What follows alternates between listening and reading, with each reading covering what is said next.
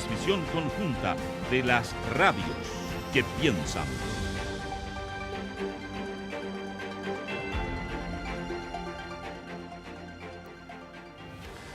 Bueno, continuamos con esta primera edición de Radio Análisis y vamos a partir con un tema que ha generado debate a partir de todas las revelaciones que se han conocido en torno al caso Convenios, que han afectado principalmente a gobernaciones regionales. Recordemos esta nueva institución creada como parte de este proceso de descentralización que supuestamente y de manera progresiva iba a otorgar cada vez mayor autonomía a las regiones. Bueno, a partir de todos estos casos que se han conocido durante las últimas semanas, hay quienes han puesto en duda si es que este proceso se está llevando a cabo de la manera adecuada. Bueno, escuchemos lo que dijo el exintendente por la región de Los Ríos y académico de la Universidad Austral, Egon Montesinos, quien aseguró que el caso Convenios no puede ser utilizado como excusa para desacelerar el proceso de descentralización, sino que tiene que generar un aumento de los mecanismos de control.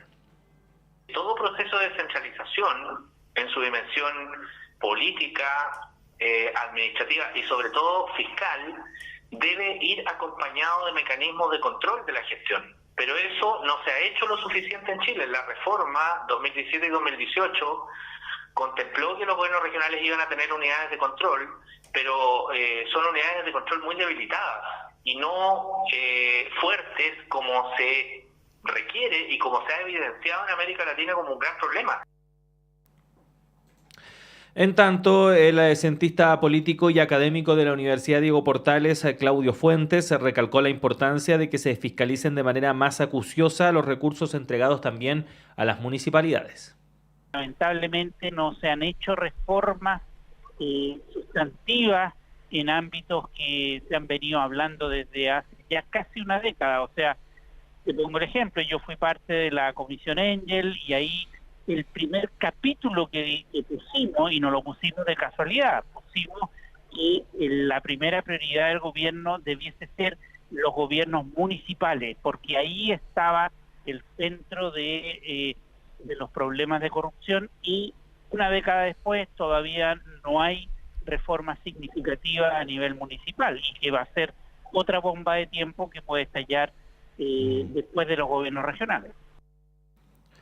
En tanto, el académico de la Facultad de Gobierno de la Universidad de Chile y exministro Sergio Galilea indicó que el caso Convenios no puede hacer que el presidente Boric abandone la bandera de la descentralización. El presidente lo que tiene es que reafirmar el criterio descentralizador, pero sobre la base de que se investiguen con profundidad por qué se produjeron las fugas de recursos que se produjeron, por qué hubo defraudación fiscal, y analicemos a los culpables de eso, porque eso tiene responsabilidades con nombre y apellido. Tiene responsabilidades administrativas, que son las responsabilidades de los que confeccionaron estos instrumentos o no, tiene responsabilidades políticas de las autoridades políticas, especialmente de los gobernadores regionales.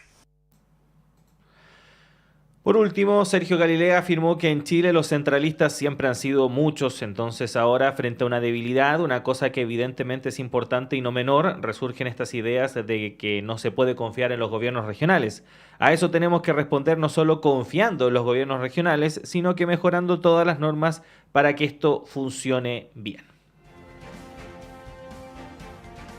El Departamento de Prensa de Radio Universidad de Chile trabaja para mantenerlo informado. Radio Análisis, una transmisión conjunta de las radios que piensan. Bueno, y la bancada de Renovación Nacional salió en defensa de la diputada María Luisa Cordero y cuestionó la resolución del Pleno de la Corte Suprema que confirmó el desafuero contra la legisladora dictado por la Corte de Apelaciones de Santiago, que enfrenta una querella por injurias con publicidad en contra de la senadora Fabiola Campilla. Y escuchemos lo que dijo la diputada RN Jimena Osandón, quien criticó el desafuero aprobado por la Suprema y respaldó el accionar de la legisladora. Lo que yo encuentro muy complejo es lo que ha hecho la Corte Suprema, que ha sido tan violenta y tan taxativa en prácticamente hacer un juicio final, una resolución que va a dejar muy complejo a quien le toque llevar este caso adelante. Porque en este Parlamento, en esta sala, en distintos programas, hemos escuchado cosas terribles. Hemos escuchado descalificaciones y jamás nunca se ha hecho nada. Entonces, si vamos a aplicar lo mismo, Nosotros estamos esperando qué va a pasar este jueves con lo mismo que van a tener que decir sobre el diputado Ibáñez, que hoy día tiene un tema con Juan Sutil. Vamos a esperar si se usa la misma vara o no se usa la misma, porque efectivamente si vamos a empezar con esto, en este Parlamento, en nuestra sala, no va a quedar nadie. En tanto, la diputada del Partido Comunista, Carol Cariola, afirmó que no es posible que una legisladora diga lo que quiera en situaciones tan graves como las que enfrentó la senadora Campillay. Acá no es posible que una diputada pueda llegar y decir cualquier cosa en contra de otro parlamentario o parlamentaria, y menos todavía en una situación tan grave como la que tuvo que vivir la senadora Campillay. Yo espero que todas las injurias, que todos los maltratos que la doctora Cordero se ha permitido llevar adelante, no solo contra la senadora Campillay, sino que también contra otras personas. Lo hace permanentemente. Permanentemente está hablando en contra de otras personas sin ningún pudor, sin ninguna restricción. Bueno, en tanto, la abogada representante de la senadora Alejandra Arriaza valoró la decisión de la Corte Suprema, ya que permitirá avanzar en el juicio donde los tribunales deberán ponderar las declaraciones de la doctora Cordero en el delito de injurias con publicidad. Así que vamos a ver qué va a pasar con ese caso. 9 de la mañana con 42 minutos y saludamos a esta hora al economista Andrés Solimano. ¿Cómo le va, Andrés? Muy buenos días. Hola, ahí. Buenos días, Claudio. ¿Cómo están por allá? Muy bien, Andrés, con ganas de conversar de algunos temas que tenemos preparados. Y en esta ocasión, respecto de una noticia que conocimos hace algunos días, pero que sigue generando reacciones. Nos referimos a el informe CACEN, que fue dado a conocer hace algunas jornadas ya, esta encuesta, ¿no?, de evaluación social, de caracterización socioeconómica correspondiente al año 2022, y que arrojó algunos datos que es importante ponderarlos también y entenderlos respecto de su significado, porque efectivamente se ha dado cuenta de una baja tanto en la pobreza por ingresos como también en el aspecto multidimensional. Recordemos que ahora también se abordan otros factores para medir la pobreza en nuestro país, y se han creado también algunas especulaciones entre medio respecto de que habrían algunos datos que no se estarían manejando bien, etcétera, etcétera. Le quería preguntar en primer lugar, Andrés, respecto de una visión más general, ¿no?, respecto de lo que se dio a conocer hace algunos días en torno a la encuesta ACACEN, y también qué podríamos interpretar de sus resultados.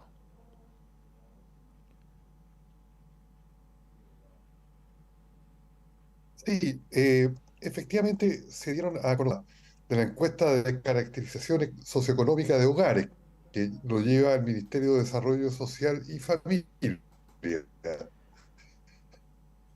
Y el resultado más cierta discusión es que según los datos de la CACEN,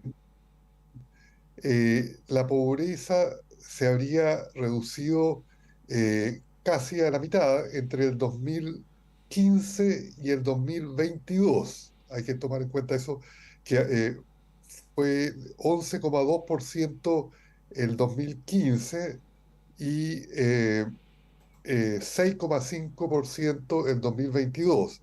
6,5% de la población equivale a alrededor de 1.300.000 personas que estarían en situación de pobreza, y una disminución de 1.800.000 porque el 11,5 se aplica a una población de 17,5 millones del año 2015 y ahora tenemos 19,5. Entonces la base de población total que se aplica a este porcentaje también cambia. Bueno, la línea de la pobreza se define como la diferencia entre los ingresos que recibe una persona, ingresos autónomos, más transferencias monetarias del Estado, respecto a una canasta de gasto, un nivel de gasto referencial. Ese fue el cambio que se hizo en 2015 en la metodología. O sea, en realidad se le hizo en 2013, pero la primera que salió con la nueva metodología fue en 2015, que incluye el costo de la canasta básica de alimentos y otros gastos, que los otros gastos incluyen arriendos, movilización, gasto de alimentos, gasto de vestuario y otros ítems. Lo que quizás llama la atención es una comparación más impresionística, pero también hay problemas con los cuestiones de los datos, quizás. O sea, esto yo creo que hay que investigarlo más que decir, pero se ha hecho algunos análisis, es que, que uno ve, por ejemplo, en la ciudad de Santiago, donde estamos transmitiendo este programa, que hay gente viviendo en carpa, en el borde, por ejemplo, del río Mapocho, si uno pasa un poco en la noche o ya al oscurecer, fogatas que la gente se está usando para calentarse en invierno, el aumento de campamentos, el aumento de déficit habitacional. Entonces, mucho trabajo informal en la calle. Entonces, o la gente, los observadores se preguntan si estos datos reflejan realmente la situación de la pobreza del país. Pero eso es una comparación más impresionística. Eh, eh, el problema parece estar, hay una columna que salió el día domingo de un economista, Jorge Quirós, que calcula los datos. Yo entré al sitio de ellos y el problema parece estar en la imputación de precios, ¿ah? Según lo que dice Quirós. En la imputación de precios tanto de la canasta básica de alimentos, basado en el IPC del INE, como en la imputación de un arriendo y algunos otros ítems. Que si se usan otros precios imputados, la pobreza sería más alta y prácticamente no habría cambiado mucho entre el 2022 y el 2015, y sería más alta que la oficial en el 2020, 17% versus 11,5%, y en el 2017, si se recalcularan con otros precios. Ahí está un poco la polémica, Claudio. Ujú. Y en ese sentido, Andrés, porque efectivamente este tipo de estudios, este tipo de mediciones son muy importantes a la hora de evaluar o de evaluar la realización de diversas políticas públicas en el país. ¿Qué tanto puede afectar esas eventuales distorsiones que puedan tener estas mediciones a la hora de determinar la gravedad del problema que se está enfrentando finalmente? Claro, a ver, muchos subsidios monetarios dependen de criterios de ingreso de la persona. Si la persona está bajo porque en Chile tiene un sistema llamado focalizado. Son pocos los beneficios universales, casi todos los beneficios tienen que tener una contrapartida de ingreso del registro social de hogares para la persona, la familia o el individuo acceder. Acá más el problema está en el ítem de gastos, ¿ah? De las personas, el valor de los gastos que tiene que hacer, no tanto el problema de la medición de ingresos. O sea, en ese sentido no estaría afectando tanto la otorgación del beneficio. Pero lo que pasa es que no afectándose la otorgación del beneficio, igual ese beneficio eh, cunde menos, por ponerlo así, compra menos bienes y servicios si los costos son más altos que lo que se asume. Y por lo tanto, la efectividad del instrumento se reduce, estaría afectando. Sí, sí.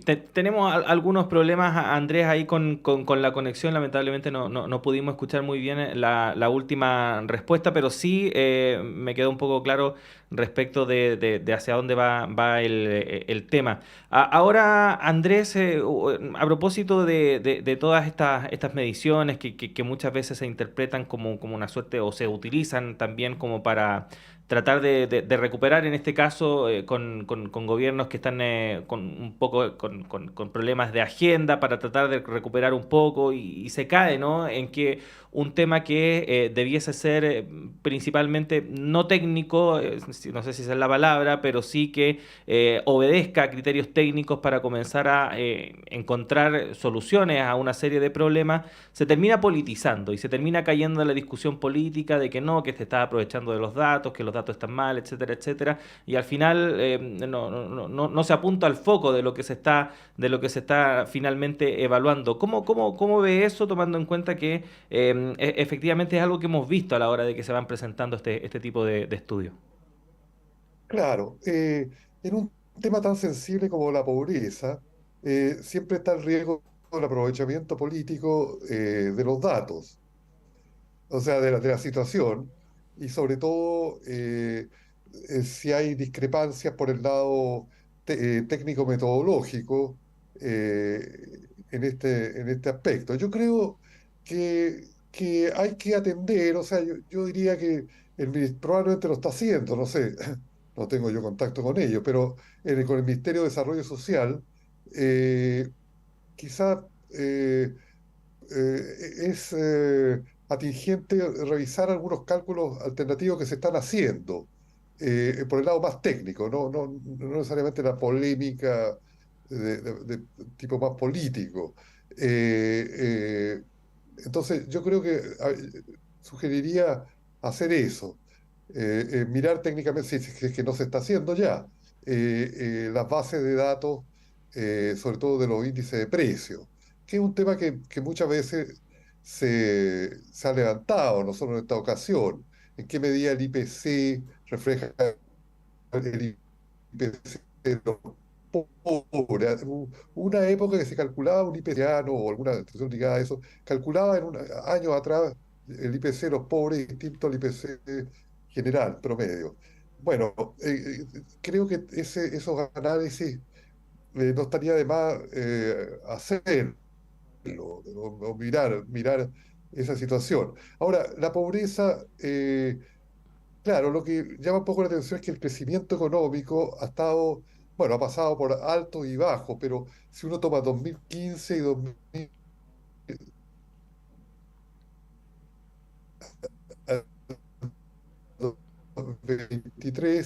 hay una tendencia en general, no solo Chile, más allá de los ciclos, de la caída del 2020, el aumento del 2021 y así. Hay una caída, hay una disminución. Entonces, eso muestra que hay una menor capacidad de generación de empleo, los salarios reales crecen más lento y eso incide en la pobreza. Bueno, después se hicieron una batería de programas con la crisis del COVID, qué sé yo, ¿no es cierto? Estuvieron el ingreso familiar de emergencia, también hubo el retiro de los dineros de AFP, más la batería de subsidios monetarios focalizados que tiene el Estado en tiempos más normales.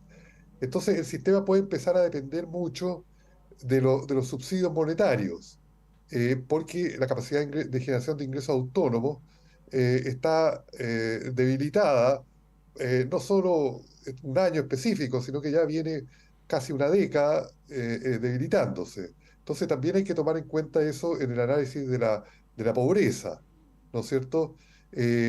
Atacar por los dos focos, por el foco del crecimiento económico y por el foco de las políticas eh, eh, del Estado de subsidio monetario. Lo que pasa es que tenemos un sistema complicado en Chile que es muy focalizado y que los que lo implementan lo defienden porque son muy la dirección de presupuesto y otros que no quieren que ni un peso vaya a una persona que supuestamente no lo requiere. Ujú. Entonces se crean muchos test y requisitos, estar en el registro social de hogares, el ingreso de esto, etcétera. Hay una burocracia para acceder a los, o sea, más que burocracia, es todo un sistema montado que no hace tan fácil el acceso. Eh, También eso va a afectar la PGU. Ujú. Bueno, son parte de la discusión, más los factores macroeconómicos como el crecimiento económico y el otro factor de la orientación general de la política social y la disponibilidad para gastar en reducción de la pobreza. Sí. Bueno, vamos a seguir evaluando este Por- tema, Andrés, en futuras conversaciones. Agradecerle que haya estado hoy día con nosotros. Que tenga una buena jornada. Ya, igualmente, hasta luego, adiós, Claudio. Nos vemos, Andrés. Y con esta conversación cerramos esta primera edición de Radio Análisis. Muchas gracias por habernos acompañado. Ya llega Antonella Esteves y Semáforo acá a las plataformas de Radio Universidad de Chile. Y, por cierto, también continúa en la programación de la red de radios